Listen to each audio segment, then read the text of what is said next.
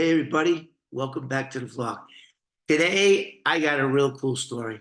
It is unbelievable as usual, and I'm gonna go into great details about what happened behind the scene and how this contract murder played out.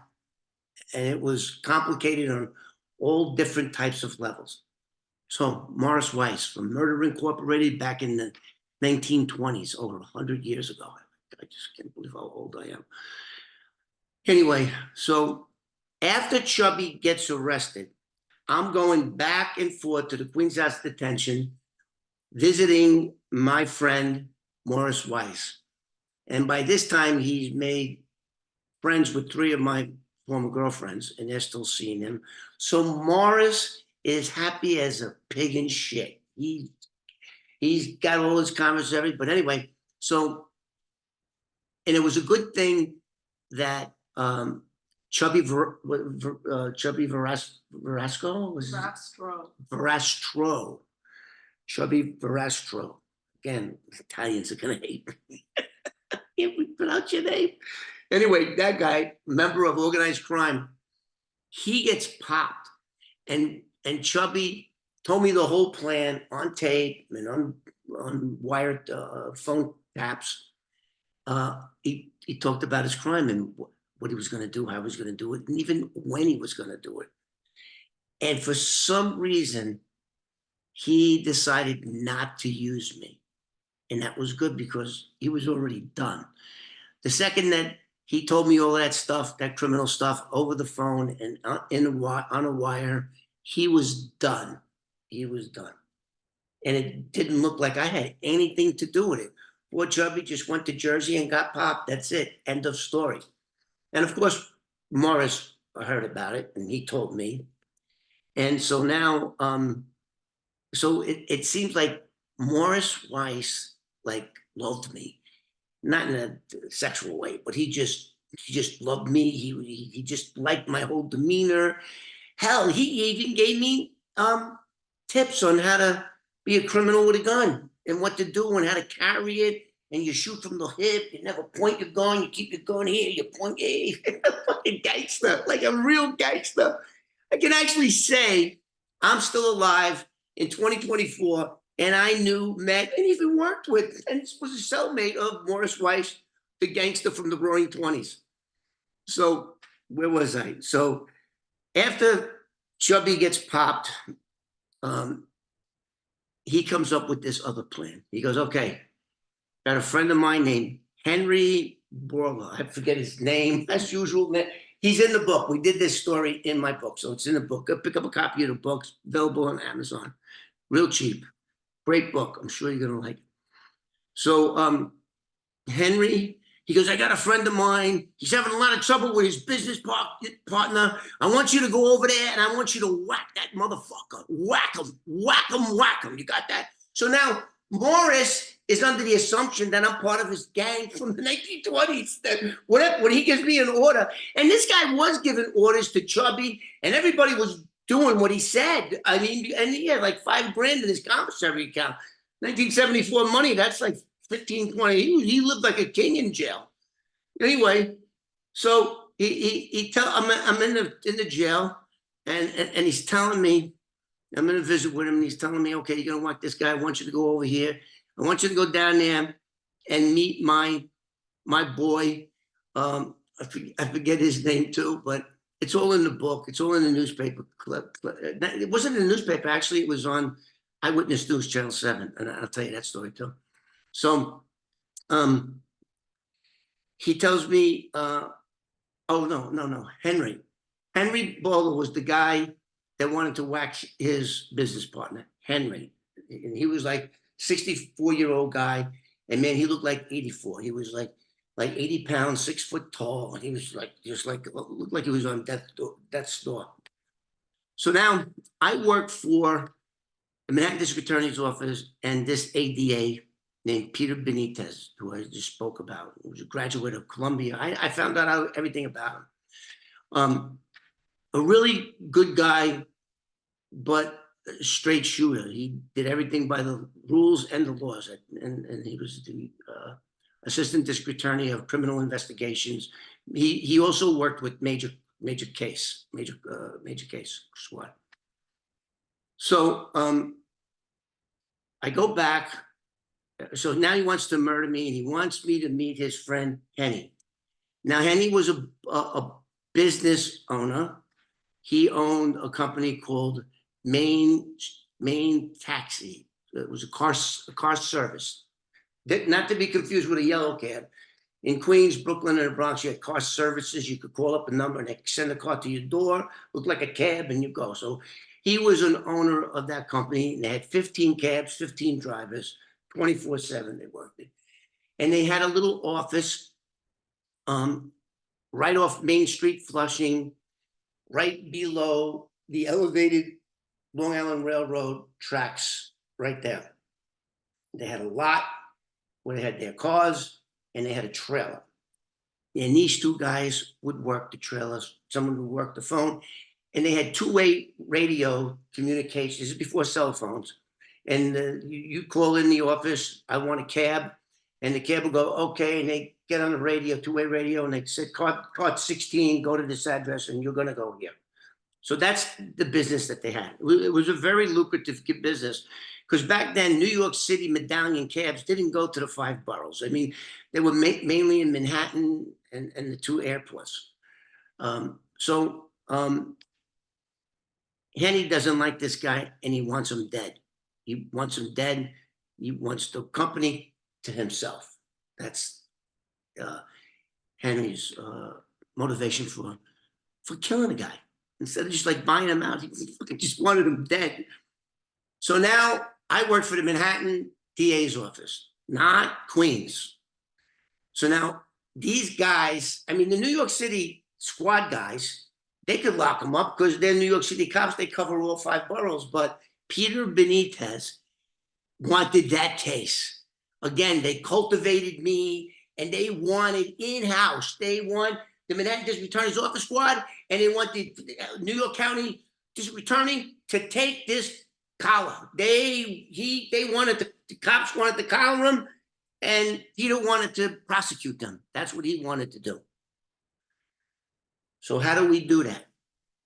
So of course, any type of contract killing, when you're an informant, that I did several of them, which you guys will hear in the future. But right now we're in 1975. 1975, 1974. I'm still not done with 1974 because we got to go back and pick up Roy DeMeo's car out of the East River. We're gonna make that happen, and God knows what we're gonna find when we make that move.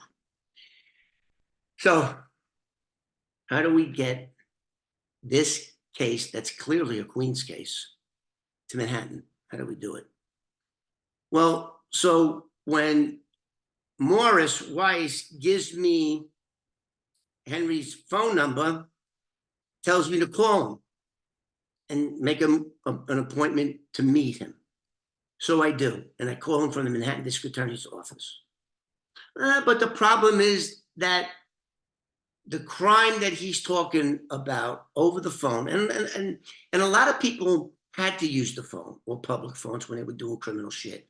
They had to do it because there were no cell phones, there were no pages. That was it. It's either you went to somebody's house to talk to them, or you picked up your phone, or you went to a public phone and you put your quarter in it, or dime. I think it was a dime back then. Shit, how old I am. Anyway, that's how you did it. And a lot of people were fucking lazy and didn't believe that, you know, they knew about wiretaps, but fucking idiots, they still talked on the phone. So I make the call, and I says, I understand that Morris tells me you want your business partner whacked, and that I'm gonna do it, and I want $5,000. And he goes, no problem. He said, come on over. When he goes to work, when he leaves for work, I'll stay and you come. I said, no. I'm not coming anywhere near there. I'm not coming. I'm not setting foot in your business. I'm not even, you know what? I'm not even going to Queens. I'll tell you what. And here comes the 59th Street Bridge thing again. After I did this video. So 1974, I was always connected to that bridge. I was always connected to the bridge. And I'm going to tell a little story about the bridge. You know what I'm going to do after this? I'm going to do a short about me and my relationship with that bridge and that whoever was in that trunk because I smelt it. So I don't know why I decided to pick this. So I said, meet me in a restaurant on 59th Street and First Avenue, right under the 59th Street Bridge, Manhattan side, of course. And bring me some money, bring me a picture. So he does. So now I'm getting schooled by Peter Benitez, mainly by Peter Benitez, about the law and entrapment and what you need to do to get a conviction. So now I'm dealing directly with Peter Benitez. So I go into his office on Hogan Place there, and I sit down. He goes, "This is what you need. First, we need an overt act. So now that means photograph, money, and or gun. And then once you have that, now you gotta try to talk him out of this. You gotta ask him why he wants him dead. And once he tells you all of that, then you immediately gotta say, okay, listen, are you sure?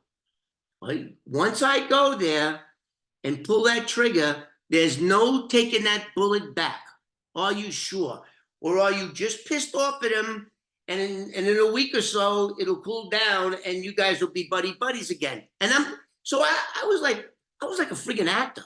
I was like an actor without a script that, okay, this is the scenario, you go on. And although I wasn't on camera, I was on wearing a Niagara and a cow, it was called. Okay. Plus, I had detectives all over the restaurant. We set it all up. They all had tables around me. So I go to him. He gives me the photographs and he gives me $500. And no, they didn't let me keep it. That really pissed me off. That $500 really pissed me off. At least let me keep the freaking $500. I'm not getting paid. You know, and at this point, I believe I was all done. They squashed my 405 criminal charges, the stolen guns. We went to court, and boom, I got time served on every one of them because I served like 8 months. Boom, boom, boom, boom, boom. I couldn't serve 8 months because it was July. So I served like from November. Yeah, I think 8 months. I mean, so the judge they were able to go, okay, he did 8 months. If they ran everything concurrent, everything, even cases that I had in different counties. Boom, boom, boom, boom, boom. Now I'm free, but I'm still on parole. I think I had another 5 or 6 months to do on my parole. So I don't get to keep the $500. That still pisses me off to this day, you know. But I was so like you see my friend. Yeah, my friend. This guy here, my friend Jim Doherty, who I refer to as we were friends to the end, was like my dad. Look at him. Doesn't he look more like a priest than a cop? But he was a cop and he was a tough one. He was a detective sergeant. And I always felt that when no one, you know, when you go to jail, even jail, I was in jail. I was actually in jail and prison going back and forth for the parole revocation hearing. But when you're in jail and you got somebody coming, like he worked in Manhattan and Jimmy lived in Suffolk County. So every time he would go home and go on the Van Wyck or whatever, he would stop off at Kew Gardens and have a council visit with me. And he would bring me a candy bar. He'd sneak shit into me, you know. That's something that that nobody does. And you know, and at this point, I didn't even know him on the street, but that's the kind of man that he was.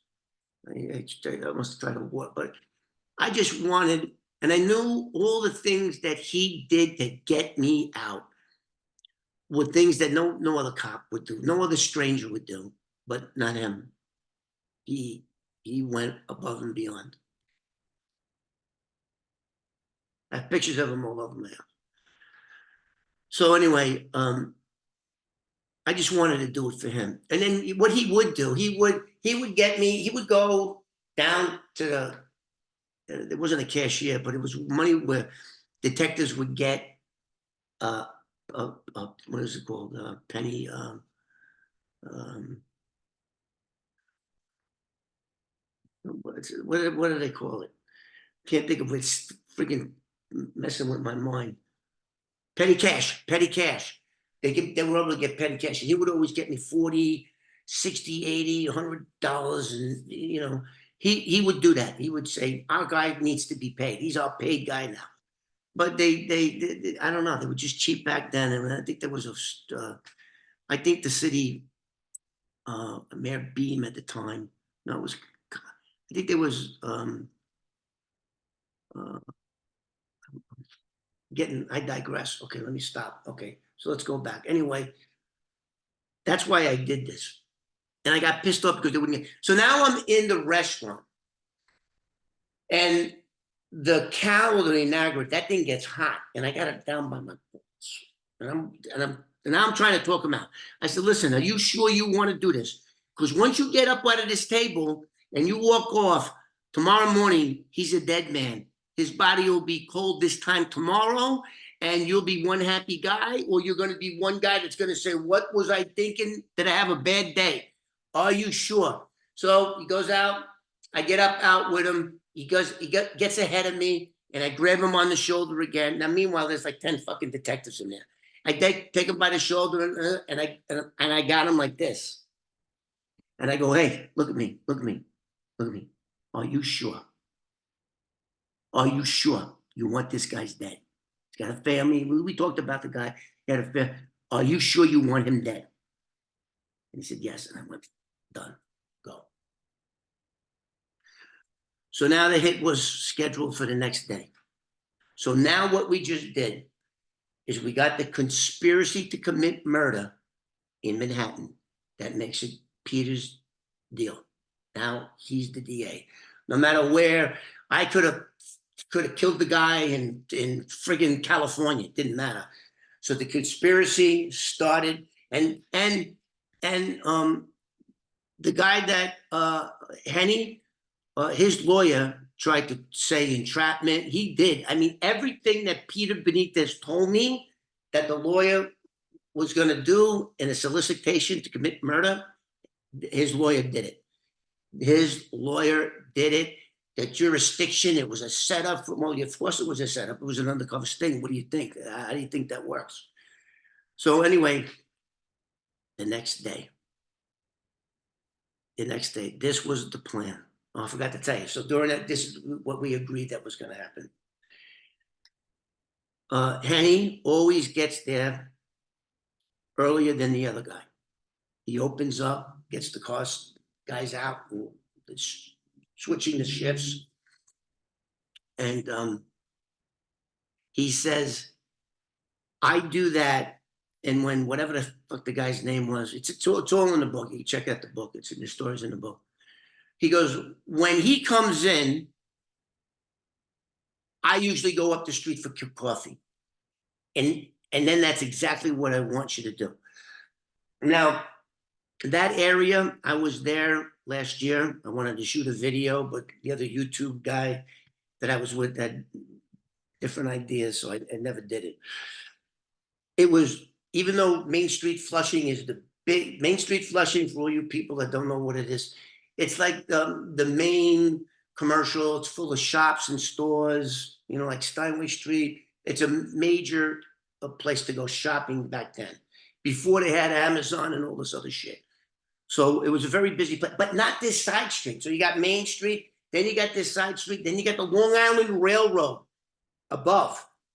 So if you waited until the train came, and what, nobody would hear it. And it was that now it's full of, now I went there and the parking lot is no longer there. There's businesses, massage parlors. It all went down to shit over there. I don't know what they were thinking when letting that happen. So anyway, he usually gets in at 9 o'clock. And as soon as he walks in, I walk away, go in there and whack him. So Henry's on his way walking up the street towards Main Street.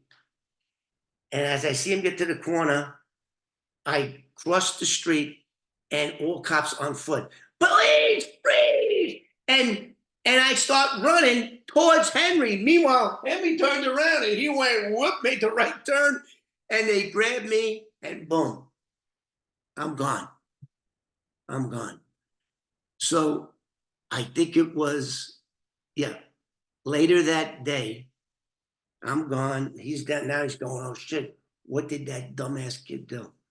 And remember, there was no way for him to contact Morris Weiss because they had no telephones in Queens House Detention back then. When you went into jail, you got one phone call and that's it. So anyway, so they grabbed me, and it was funny because there was an off-duty cop just happened to be walking by, and I'm running, and the real off-duty cop sees me, and Greg was, you know, I was pretty fast back then, and Greg was about 10 years older than me, and he just, he grabbed me, and then that off-duty cop, he came in, and he went, no, go ahead, fuck out of here, you know. So, and then they take me back to the district attorney's office, and then they waited like an hour, and then they went in there and they grabbed him and they locked him up. End of story. Is that what you think? Nope. Nope. So this is 1975, maybe 1976 when this happened.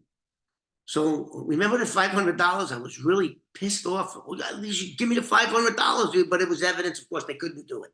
I didn't know all about the law. So I contacted that day. I contacted Eyewitness News Channel 7 in New York. And this is a story that nobody knows. Even Jimmy didn't know what I did. So I contacted them and then spoke to a reporter by the name of Ted Kavanaugh. And I said, hey, Ted, look, I got some information about, I think it was the next day. It was going to be the next day. I did this. The next day before we made the hit. And I said, I can give you the exclusive story, but I want $500.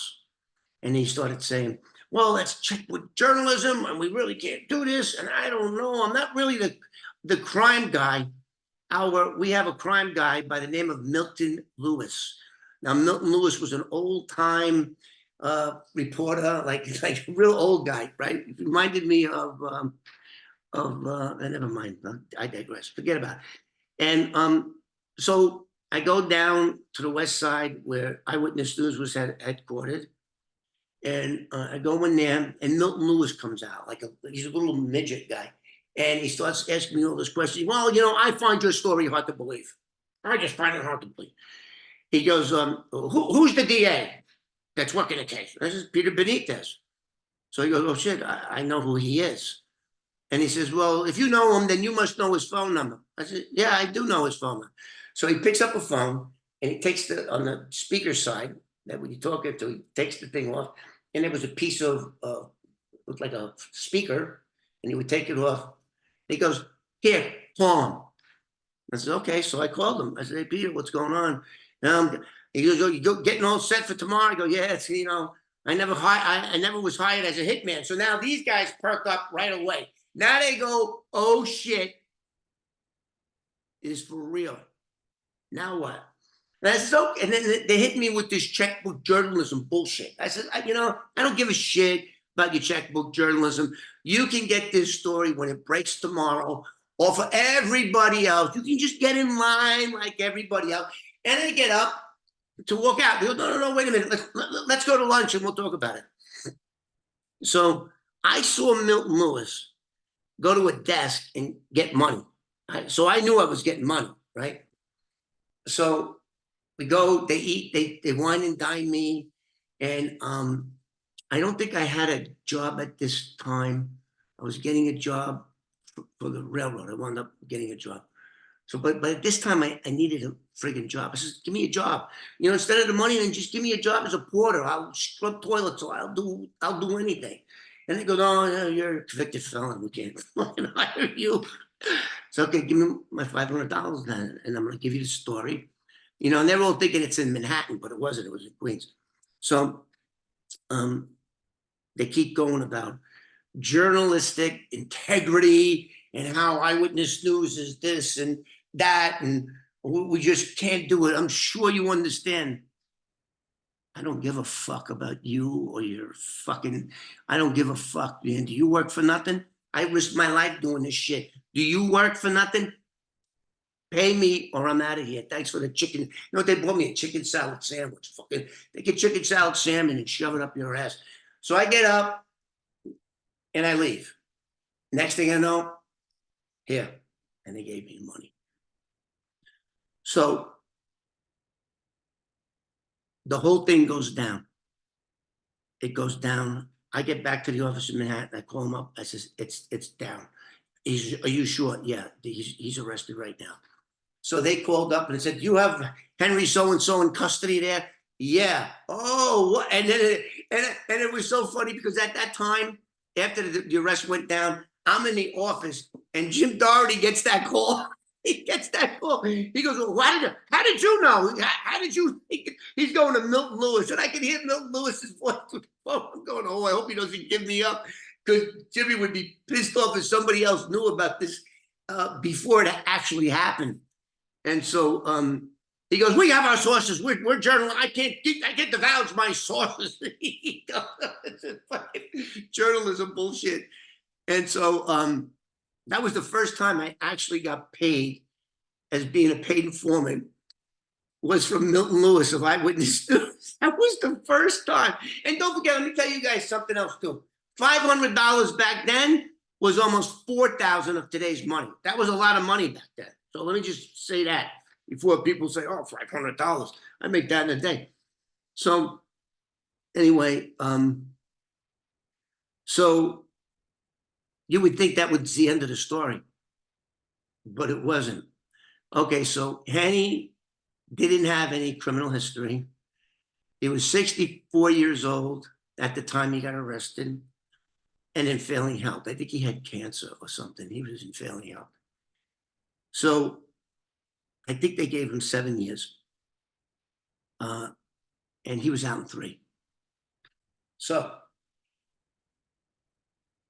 the 3 years so now the guy's thinking, wow, this is a big crime. He was going to murder me. I might have a family. And I wound up speaking to that guy later on in 1995 when we did the book.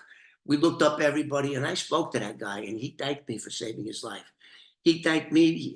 I was on the phone with him and he had his granddaughter in his hand. And he said, if it wasn't for you, this little girl wouldn't be born, because he had a daughter and then the daughter had a baby, and he looked at me and he says, my daughter would have never been born, my grandchild.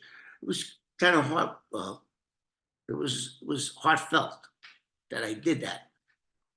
And so, the victim of this case took it very seriously. So, but it really, the justice system apparently didn't, because 3 years later, Henny was released. And what do you think happens? Just like usual, he had his key to the trailer. He comes in before his partner does. And he goes to work like nothing ever happened. And then the victim opens the door and he sees Henny right in his desk, not skipping a beat. And he goes, hey, what the fuck? Get out of here. What? This is my business. What are you talking about? Take a seat and let's continue. And so you can imagine, now by this time, the victim knew of all of Henny's gangster friends from the roaring 20s. We were in 76 now, so like 24. This guy was shitting in his pants. So he gets a hold of Jim Doherty. And now by this time, Jim Doherty is no longer with the Manhattan District Attorney's Office. He's now with the Queens District Attorney's Office squad. And so they get the call and he says, you got to do something. You got to help me. He's going to kill me. He's going to kill me. The guy flipped out for like 6 months. He was shitting in his pants. Jimmy, again, now Jimmy's in the Queens DA's office on Kew Gardens. So he would stop by and he would see him and he would talk to Henny. Hey, Henny, hey, better behave yourself. Don't be doing any stupid shit because we're watching you. That's all he could do. He went there and he would scare him every once in a while. And that appeased the guy.